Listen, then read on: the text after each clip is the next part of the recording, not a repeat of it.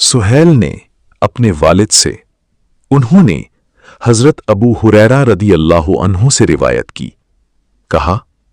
रसूल अल्लाह सल्लल्लाहु अलैहि वसल्लम ने फरमाया,